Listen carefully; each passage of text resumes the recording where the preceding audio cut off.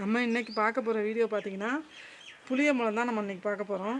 இப்போ புளியம்பழம் நம்மலாம் மொத்தமாக இப்போ வீட்டுக்கு தேவையான பழம் மொத்தமாக நம்ம வாங்கி நம்மளே குத்தி ஸ்டோர் பண்ணி வைக்கிற வீடியோ தான். வருஷத்துக்கும் கருக்காமல் நம்ம எப்படி எடுத்து சுத்தம் பண்ணி வைக்கிறதுன்னு பார்க்க போகிறோம். இப்போ நம்ம இப்போ புளியம்பழம் இப்போ வீட்டுக்கு வருஷத்துக்கு நீங்கள் எவ்வளோ வாங்குவீங்களோ அந்தளவு நீங்கள் வாங்கி இப்போ நம்ம காய வைக்க போகிறோம். இப்போ இந்த பழம்லாம் பார்த்திங்கன்னா நல்லா வாங்கி நம்ம இப்போ காய வச்சிடணும். ஒரு நாள் ஃபுல்லாக நம்ம வெயிலில் நல்லா வச்சு காய வச்சிடணுங்க. காய வச்சுட்டு அடுத்து நம்ம குத்துறதை பார்க்கலாம். இப்போ நம்ம புளியம்பழம் காய வச்சு நம்ம எடுத்துக்கிட்டாச்சுங்க. இப்போ நம்ம இந்த அளவு நம்ம எந்த அளவுக்கு நம்ம குத்துறோமோ அந்த அளவுக்கு நம்ம காய நம்ம எடுத்து குத்த ஆரம்பிச்சிடலாம். இந்த மாதிரி ஊசி வச்சு நம்ம வீட்டில் இருக்க காம்போஸு இல்லை கடையிலே நம்ம புளி குத்துற ஊசினா கிடைக்குங்க. நம்ம அதை வாங்கி இந்த மாதிரி நல்லா குத்தலாம். இது ஈஸியாக இருக்குங்க குத்துறக்கு. ஒன் சைடை நல்லா குத்திட்டோம்னா பழம் நீட்டாக எந்த ஒரு ஓடு தூசி எதுவுமே இல்லாமல் நம்ம க்ளீன் பண்ணிக்கிடுவோம். பழம் சூப்பராக இருக்குங்க. எந்த ஒரு வண்டு எதுவுமே பிடிக்காது. நல்லா நீட்டாக ஒரு சைடு ஃபுல்லாக குத்துற மாதிரி ஒரு சைடு நீட்டாக இருக்கும் பாருங்கள். இந்த மாதிரி நம்ம எல்லா பழமே குத்தி எடுத்துக்கிறணும். எடுக்கையில் பழமும் சுத்தமாக நல்லா நம்ம குழம்பு வைக்கிறதுக்கும் நல்லா கண்பாரியாக நம்ம நீட்டாக எடுத்து கரைக்கும் நல்லா இருக்கும் பழம். எந்த ஒரு மண் தூசி இல்லாமல் நம்ம கடையில் வாங்குகிற பழத்தோடு நம்ம இந்த மாதிரி நேரில் வாங்கி நம்ம குத்தி செய்யலை பழம் அவ்வளோ நல்லாயிருக்கும். இப்போ இந்த காம்புகள்லாம் வந்து நம்ம இப்போ வருஷத்துக்கும் அப்போலாம் வந்து பானையில் அமுக்கி வைப்பாங்க. இப்போலாம் எல்லார் வீட்லேயும் ஃப்ரிட்ஜ் இருக்குது. இந்த மாதிரி இந்த காம்புகள்லாம் இந்த மாதிரி கட் பண்ணி எல்லா பழமே நம்ம குத்திட்டு எடுத்து லாஸ்ட்டில் இந்த காம்பெல்லாம் அப்படி கட் பண்ணி நம்ம எடுத்து சேர்த்துக்கணுங்க. எடுத்து சேர்த்து நம்ம கவரில் வச்சு ஸ்டோர் பண்ணையில் நல்லா அமுக்கிறதுக்கு ஈஸியாக அந்த மாதிரி சேர்த்து அமுக்கிறதுக்கும் எந்த ஒரு கவர்லேயும் ஓட்ட விழுகாது, நல்லாயிருக்கும். இப்போ எல்லா பழமும் நம்ம எடுத்து நம்ம குத்திக்கிட்டு நம்ம பார்ப்போம். இப்போ பழம் எப்படி இப்போ பாதி பழம் இப்போ 10 கிலோ பழம் நான் குத்தி எடுத்துட்டேங்க.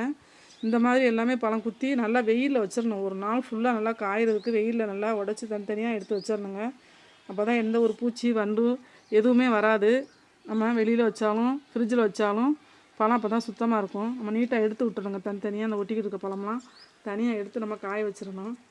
காய வச்சு இந்த காம்பெல்லாம் நம்ம காஞ்சதுக்கப்புறம் கத்திரிக்கோல் வச்சு நம்ம கட் பண்ணி எல்லாமே எடுத்துடணும். எடுத்துகிட்டு தான் நம்ம கவரில் ஸ்டோர் பண்ணணும். இப்போ நல்லா காயட்டும், நம்ம அப்புறம் பார்ப்போம். இப்போ நம்ம காம்பெல்லாம் கட் பண்ணி எடுத்தாச்சு பாருங்கள். இந்த மாதிரி நல்லா காம்பெல்லாம் கட் பண்ணி எடுத்துக்கணுங்க. காம்பை கட் பண்ணி எடுத்துகிட்டு வீடியோ பார்க்குறவங்க அனைவருமே எங்கள் சேனலை மறக்காமல் சப்ஸ்கிரைபர் பண்ணிவிட்டு பாருங்கள்.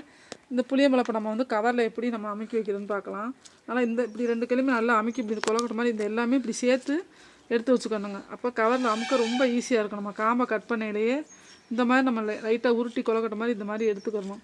இப்படி அடுக்கடுக்காக நம்ம கையில் எடுத்து வச்சு கவரில் ஸ்டோர் பண்ணையில் நம்ம ஃப்ரிட்ஜிலேருந்து நம்ம எடுத்து வச்சு நம்ம அடுத்து யூஸ் பண்ண எடுக்கையிலேயும் நம்ம பாட்டாக அப்படி எடுக்க நம்ம ஈஸியாக இருக்கும். அதனால் இந்த மாதிரி நீங்கள் பிடிச்சிக்கோங்க. இந்த மாதிரி எடுத்து தான் நம்ம கவரில் இப்போ நான் அமைக்கிட்டு இருக்கேங்க. இப்போ கவரில் கொஞ்சம் கொஞ்சமாக இப்படி லைட்டாக ஒவ்வொரு அடுக்காக அடிக்கிறணும். குழந்தைங்கள் இருந்தாங்கன்னா அப்படி அமைக்கிட்டு எல்லாமே மொத்தமாக அந்த அளவு அமைக்கிட்டு 2 பக்கமே அப்படி கொஞ்சம் ஏறி இப்படி நல்லா மிதிச்சா நல்ல ஒரு ஷேப்புக்கு வந்துடுங்க. ஃப்ரிட்ஜில் வைக்கிற அளவுக்கு இந்த மாதிரி தான் நம்ம அமுக்கணும். ஃப்ரிட்ஜில் இந்த மாதிரி எடுத்து இப்படி உருட்டி எடுத்துக்கணும் பழத்தை. இப்போ கருப்பு புளி இடையில வேணுங்கிறவங்க எல்லா பழமும் ஃப்ரிட்ஜில் அவங்கவுங்க எந்த அளவுக்கு ஃப்ரிட்ஜில் ஸ்டோர் பண்ண முடியுமோ அந்த அளவுக்கு வச்சுக்கோங்க. இப்போ மீன் குழம்பு காரக்குழம்புக்கெல்லாம் கருப்பு புளி தேவைப்பட்டால் ஒரு 2-3 கிலோ வெளியில் எடுத்து வச்சுக்கலாம். இப்போ புளி உடனே காலி ஆயிடுச்சுன்னா நம்ம 2 நாள் முன்னாடியே ஃப்ரிட்ஜிலேருந்து வெளியில் எடுத்து வச்சிடணுங்க. இல்லைனா ரொம்ப ஐஸாக பிடிச்சிக்கிட்டு எடுக்க முடியாது. டக்குன்னு அவசரத்துக்கு எடுக்க முடியாது. 2 நாள் முன்னாடியே நீங்கள் எடுத்து வெளியில் வச்சு கொஞ்சம் டப்பாவில் எடுத்து ஸ்டோர் பண்ணிக்கோங்க. இப்போ பார்த்தீங்கன்னா நான் இப்போ எல்லா புளியுமே நான் இதில் இப்போ 8 கிலோ புளி குத்தின புளியை இப்போ ஒரே கவரில் நான் இப்போ இந்த மாதிரி அமுக்கிட்டு பாருங்கள்.